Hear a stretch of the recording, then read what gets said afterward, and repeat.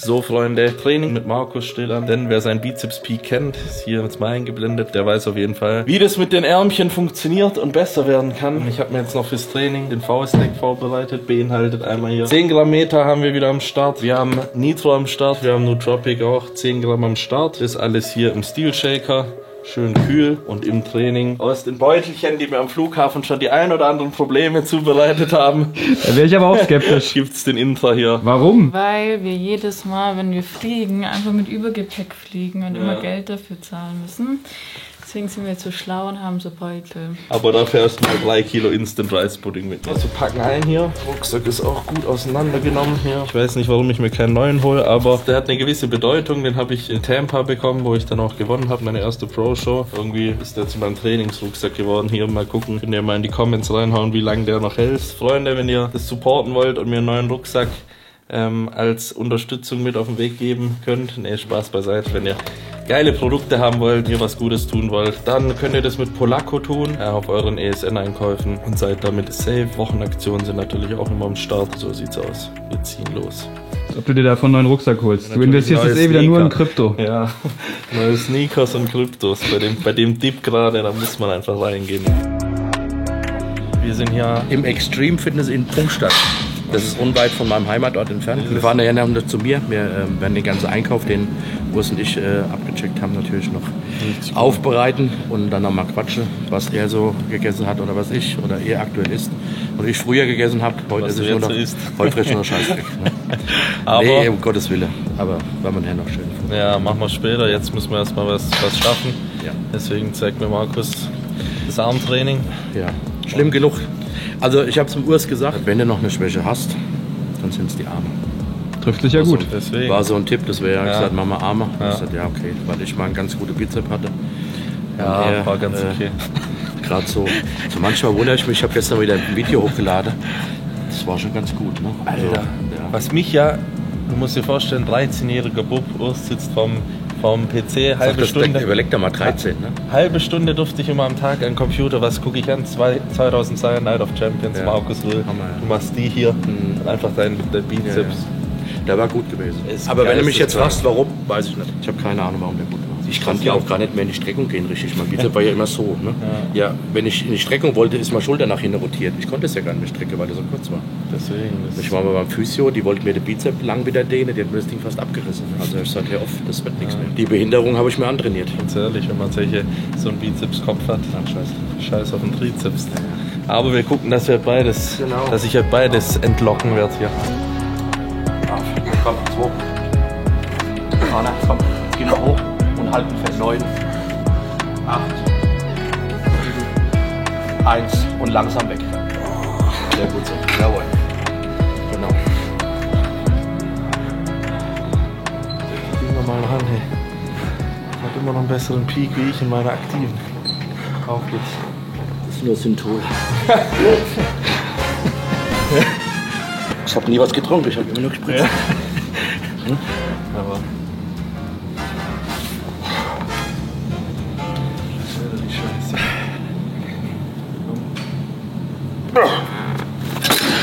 Urs, du musst auch nicht zählen. Da kann ja noch 3 zählen, bevor du wieder so blöd wirst. Deswegen brauchst du eigentlich einen Trainingspartner, der zählt. Das ist das eigentliche Problem. Trainieren kannst du allein. 2, 3, auf, komm. Komm, hier, 7, komm. 8, komm. Auf. 9, einer, komm, letzter. 10 hoch. Und fixieren, 5 Sekunden. 4, 3, 2, 1, nicht nachlassen, komm. Und langsam weg. Und das war sau gut. Genau so. Ist schon geil mit dem Halten rum. Ja. Weiter geht's. Auf, Markus. Komm. Und noch 2. Ja. Und hoch. Jawohl. Ja. Mehr.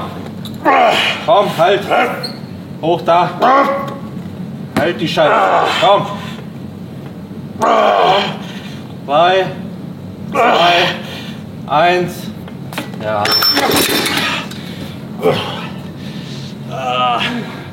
Geil. Auf. Oh, ja. So, auf. Komm. 3, weiter. Auf. 4. Weiter. 5. Einer. 6. Komm. Tempo. Und fixieren. Halten. 5. 4. Auf. 3. Komm. 2. Einer und langsam weg. Ja. Das sind genau so.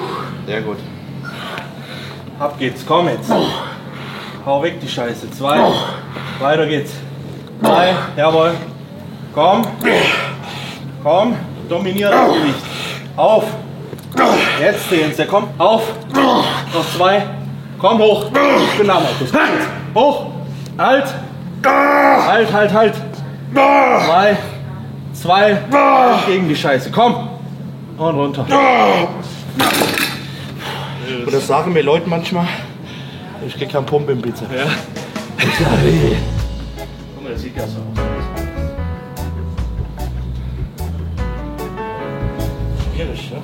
Urs, wir wollten eigentlich trainieren. Ich weiß nicht, was du da jetzt...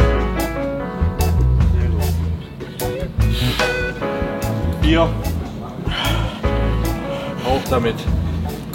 Komm. Letzter Satz auf. Ich habe so einen extrem toxischen Schweiß, ne, so voller Ammoniak, was das habe ich schon immer gehabt. Da gehen mir die Augen, Feuer, die werden feuerrot. Deswegen sehe ich zwar immer aus wie ein Depp mit dem Stirnband, aber ist mir scheißegal. Das habe ich dir auch nachgemacht. Ja, die Leute haben mir noch mal ein Video geschrieben, was bist du für ein Depp und ziehst jetzt einen Stundenmann an. Ah ja, aber weil der ganze Schweiß ja. in die Augen fließt. Ich habe feuerrote Augen beim Training. Ne? Und das hält dann immer so 2-3 Stunden an, wo die richtig brennen. Und das sehe ich halt aus wie ein Depp, ist mir egal. Was sagst du zu Urs Form? Das Ding ist ja, ich beurteile ja jetzt als zukünftiger Mr. Olympia. Ne? Ich glaube, dass das Ding gewinnen kann. Ich sehe das nicht jetzt. Ich sehe den in 3-4 Jahren. Das ist echt das Problem. Der wird so gut. Also so viel Muskel für die Klasse. Du bist jung. Da wächst alles wie Unkraut. Ja? Und das wird es halt sein. So. Wenn ich mal beim Olympia in der Offenen stehe, dann muss Markus jetzt aber Brief und Siegel geben, dass der da auch nach Vegas fliegt. Das ist nicht die Frage. Und in der ersten Reihe wenn du vielleicht noch mit 112 Kilo da stehst, mach ich. Ja, mit meiner Unterhose, Ja, das hat die er ich nie gesagt, anhabe. die Ne? habt's auf dem Video. Wie, was? Auch jetzt nicht? Ha? Auch jetzt nicht? Ich habe die Unterhose an. Was Endlich. wachsen soll, braucht Luft. Ja. Endlich einer, der Hast du auch, ne? Ey, nie. Ja, normal habe ich gehabt. Heute für einen Dreh, weil ich wusste, okay. Ja, weil du mal die Beine zeigst. Ja, Ich habe aber auch schon geschafft, aber auch schon zweimal überlegt. wo ich schon aktuell war und der Team hat aufgenommen. Und da zeigt er mal die Beine, habe ich die Hose runter und habe es vergessen. Ne? Dann Ja. war halt immer so Kleeplatte vor oder so. Ne? Ja. Und er ist weiterhin ein Kameramann geblieben. Ja. Timo kennt mich aus. Erwartet mich bei dir noch. Ja, das Eis ist da noch nicht gebrochen. Aber warte ab bis zum ersten Wettkampf. Wenn man noch so richtig dünn ist, dann ist das okay, aber Ach, mich nervt's einfach. Die das Beine, nervt das extrem, das reibt ja, so. Das reibt eben. Ich war immer wund unterm Bein wegen der scheiß Unterhose. ja.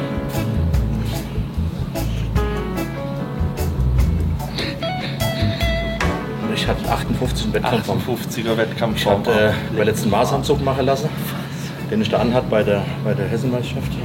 Und da hat er gemessen, im Spandezustand war der Arm 51 und angemessen 54. Also wenn ich in die Offene gehe, muss Markus nochmal in die Classic. Wenn ich nicht so ein alter verrissender Hund wäre, ja. Ja, wenn die Hautstrukturen alles mitmachen würde, würde das Das ist halt mein echt größtes gehen. Problem, die Haut. Ne? Das habe ich beim Dennis, beim Wolf habe ich das auch gesagt. Wisst ihr, das ist das, was im Alter dann kommt. Ne? Ja. Es wird muskulär wird's ja noch gehen, aber Ja. es wird von der Haut einfach Die verloren. Elastizität, die Spannkraft der Haut lässt einfach nach und du kannst da nichts machen. Ne? Das hatte ich vor 4-5 Jahren noch nicht. Ja. Das ist aber die Haut, die Elastizität. Und das hast du dann, am Bauch geht's noch, aber dann am Rücken dahin ein bisschen Ja. oder da am Bein. Siehst du ja auch ne? bei den ganzen Masters-Athleten, die haben geile Muskelqualität, aber wenn die dann hinten... Ach, Katastrophe, Ding oder aufmachen, Falte. ja. Deswegen sag ich immer, alles hat seine Zeit. Im Bodybuilding sowieso. Ne? Du siehst ja auch kein Topmodel mit 50, ne? Weil die aussieht wie so ein alter Hautlappe.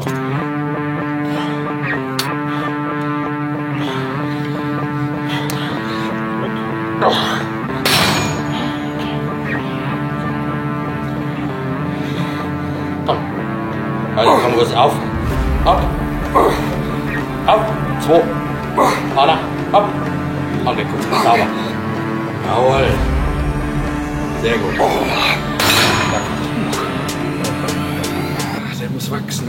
Der bamstet jetzt ein weniger. Genau das ist es. Komm. Geht schon. Pumpe auf. Ja. Ja. Auf. Auf. 3.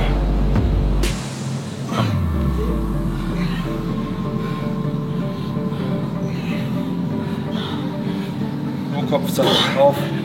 Geht noch weiter. Komm.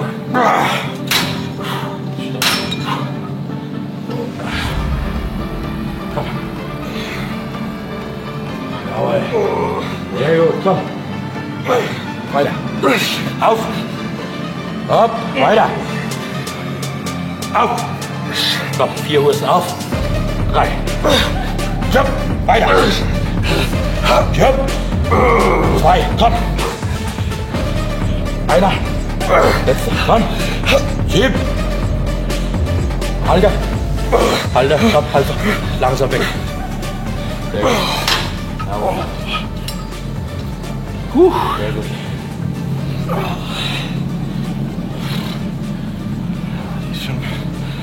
Ist schon was Geiles, die Übung. Hier, können wir dahinter. Ja. Oldtimer und ein werdender. Komischerweise habe ich gar nie, Hier ne? nichts, gell? Nee. Aber sie nimmt mich immer mit zu Pediküre, Ehrlich? Maniküre. Was denn? Warum? Das ist schon geil. Ich hätte es auch nie geglaubt. Ich Ja, die wusste gar nicht, Nagelhaut. da drin gibt es so, das schneidet er weg mit so einer Schere. Hier so. Die Nagelhaut, damit die atmen kann. Ja? Ja, Das war geil. Ich war immer nur so halben Ja, ich Finger weiß. noch weggeschnitten. Und dann Füßen machen die auch Hornhaut weg. Das ist schon nicht schlecht. Füße dick. Das Das erste erste Mal. Mal. Erste Urlaub mit Galizia, wo wir uns kennengelernt haben, war ich bei der Pediküre. Ne? Ich bin so kitzlig an den Füßen. Ich bin bald verreckt. Können wir das mal testen? Nicht auf. 1, jawohl. 2, komm. Jawohl. Ja. Komm jetzt. Ja. Und weiter. Auf geht schon. Auf. Mio.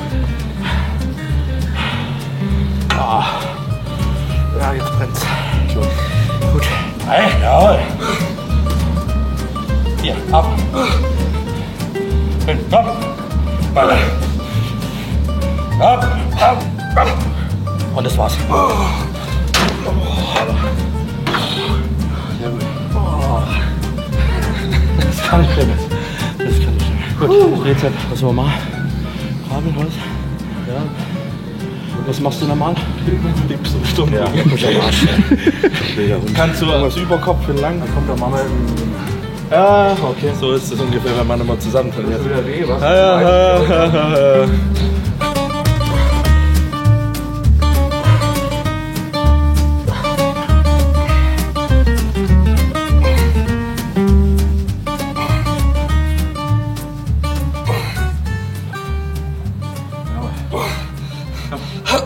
Auf.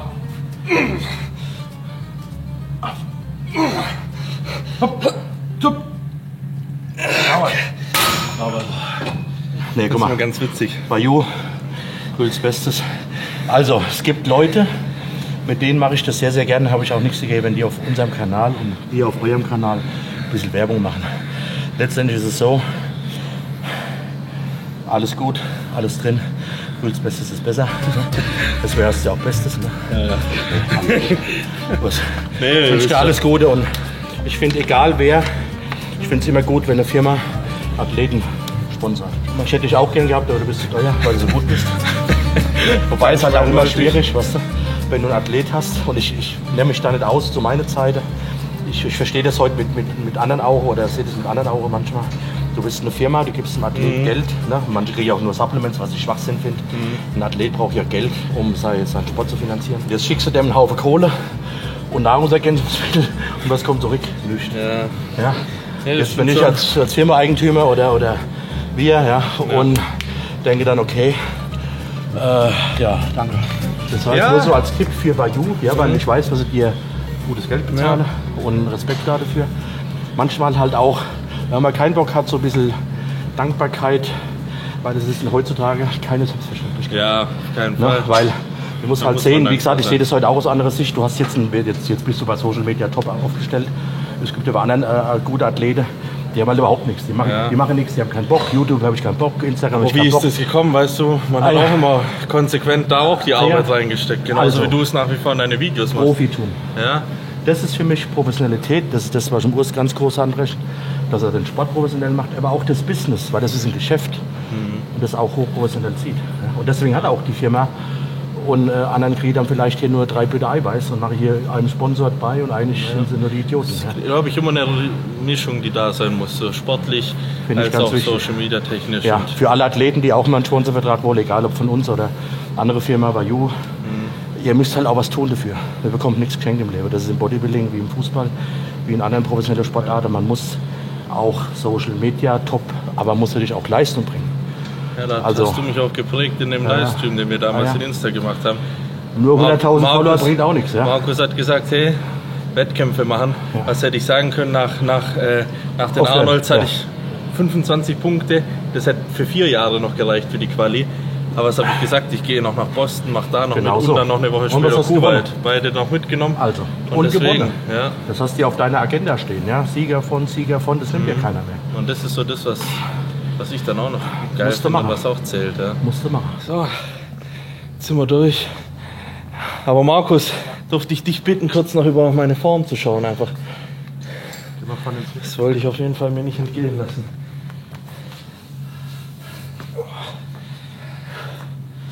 Ja, schon gut, ne?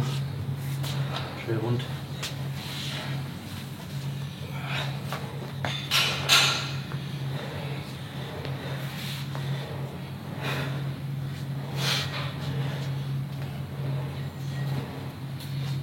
Da haben wir die Proportion, ne? Ja.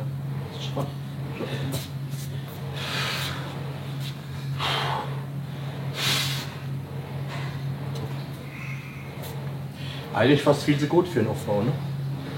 Ja, ist die Frage halt immer. Aber wenn ich jetzt richtig aufbaue... ja, eben. Und das ist, was ich meine. Was wäre, wenn? Dann wäre es halt schon... Was wäre, wenn?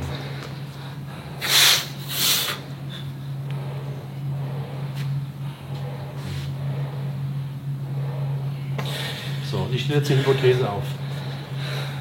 Markus, Hypothese. 6 Kilo mehr Muskeln. Du könntest im Schwergewicht keine schlechte Figur machen. Ja? Das ist halt von einem Top-Schwergewichtsprofi. Ja. Weil ich weiß, wie die anderen aussehen. Natürlich haben die vielleicht hier noch ein bisschen mehr Muskeln. Aber vom Gesamtbild. Ja. Denk immer mal an so einen Sean Ray und so weiter. Die waren ja auch nicht schwer. Das denke ich halt, aber wollen die das sehen, ist die Frage. Oder wollen die den Rami? Wenn sie einer hätten, der das bringen wird. Ja. Zeig mal einer von denen da oben, der noch einigermaßen genetisches Potenzial und eine gute Linie hat. Ja, so. Wer denn? Cedric, rest in peace. Ja, Cedric, ja. Cedric hat sich aber auch nicht mehr. Der Cedric hat ja nie die Form gehabt. Ja. Der war zwar gut, aber der hat nie die Form gehabt. Ja.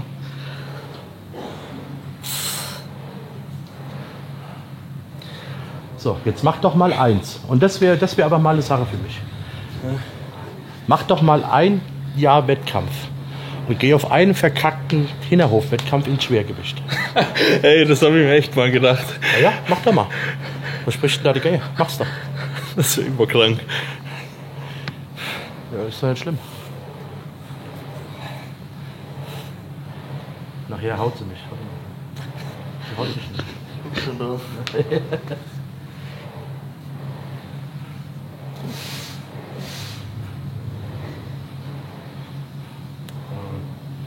Sehr gut. Ja, schon gut. Also mich wird's interessieren. So,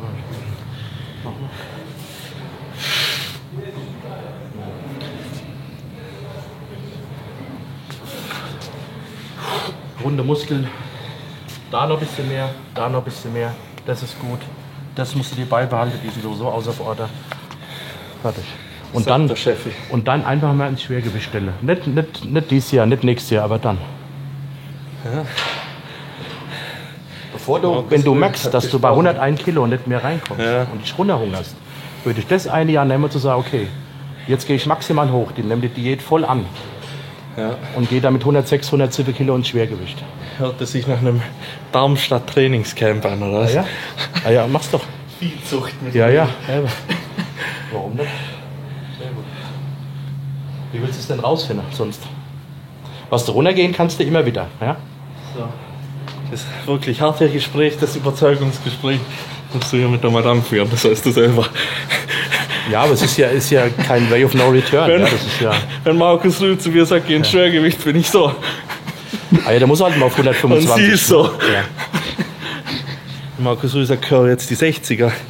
Dann stehe ich dran und curl die 60er. Aber bloß ist doch immer die Frage, ist es von Erfolg gekrönt? Ja, das weißt du doch nicht. Das sind alles die Hypothesen, die man 10-mal hin und her drehen kann, bevor du es nicht einmal probiert hast.